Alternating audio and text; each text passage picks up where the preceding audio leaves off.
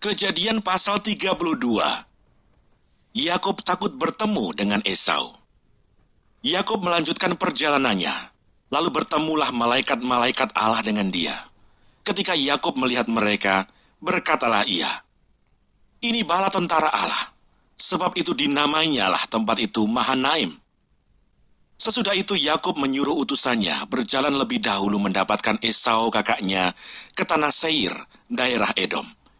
Ia memerintahkan kepada mereka, "Beginilah kamu katakan kepada tuanku, kepada Esau. Beginilah kata hambamu Yakub.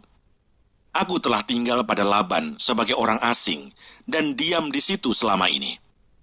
Aku telah mempunyai lembu sapi, keledai dan kambing domba, budak laki-laki dan perempuan. Dan aku menyuruh memberitahukan hal ini kepada tuanku, supaya aku mendapat kasihmu." Kemudian pulanglah para utusan itu kepada Yakub dan berkata, "Kami telah sampai kepada kakakmu, kepada Esau, dan ia pun sedang di jalan menemui engkau, diiringi oleh 400 orang. Lalu sangat takutlah Yakub dan merasa sesak hati. Maka dibaginyalah orang-orangnya yang bersama-sama dengan dia. Kambing dombanya, lembu sapi, dan untanya menjadi 2 pasukan. Sebab pikirnya, jika Esau datang menyerang pasukan yang satu sehingga terpukul kalah, maka pasukan yang tinggal akan terluput. Kemudian berkatalah Yakub, "Ya Allah nenekku Abraham dan Allah ayahku Ishak, ya Tuhan, yang telah berfirman kepadaku, pulanglah ke negerimu serta kepada sanak saudaramu, dan aku akan berbuat baik kepadamu. Sekali-kali aku tidak layak untuk menerima segala kasih dan kesetiaan yang kau tunjukkan kepada hambamu ini. Sebab aku membawa hanya tongkatku ini waktu aku menyeberangi sungai Yordan ini. Tetapi sekarang telah menjadi 2 pasukan. Lepaskanlah kiranya aku dari tangan kakakku, dari tangan Esau, sebab aku takut kepadanya. Jangan-jangan ia datang membunuh aku, juga ibu-ibu dengan anak-anaknya. Bukankah engkau telah berfirman, tentu aku akan berbuat baik kepadamu, dan menjadikan keturunanmu sebagai pasir di laut, yang karena banyaknya tidak dapat dihitung." Lalu bermalamlah ia di sana pada malam itu.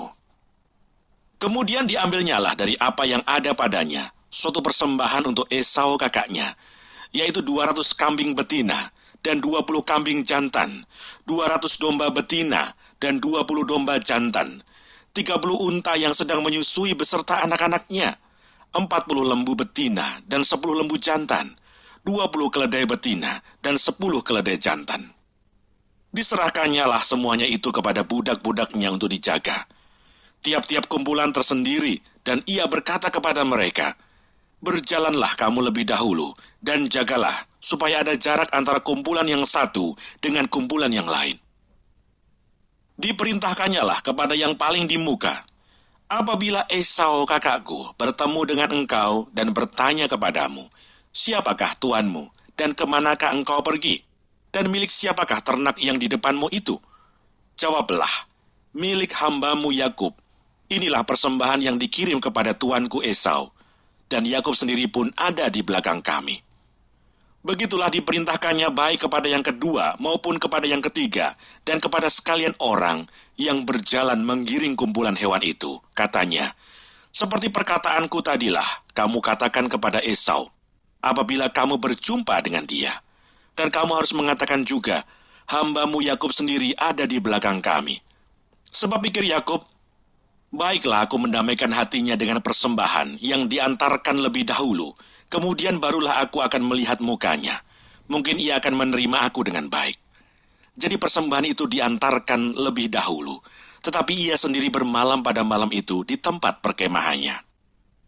Pergumulan Yakub dengan Allah. Pada malam itu Yakub bangun dan ia membawa kedua istrinya, kedua budaknya perempuan dan ke-11 anaknya, dan menyeberang di tempat penyeberangan sungai Yabok. Sesudah ia menyeberangkan mereka, ia menyeberangkan juga segala miliknya.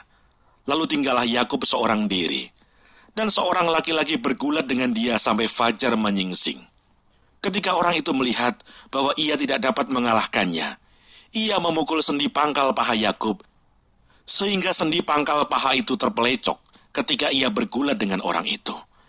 Lalu kata orang itu, "Biarkanlah aku pergi, karena fajar telah menyingsing."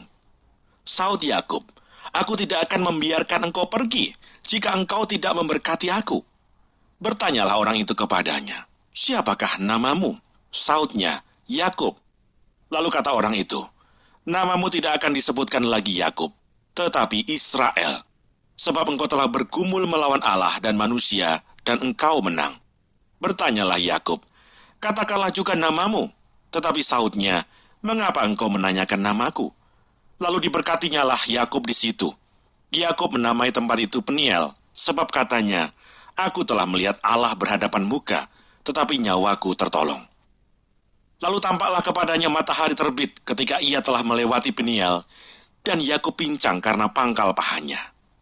Itulah sebabnya sampai sekarang orang Israel tidak memakan daging yang menutupi sendi pangkal paha, karena dia telah memukul sendi pangkal paha Yakub pada otot pangkal pahanya.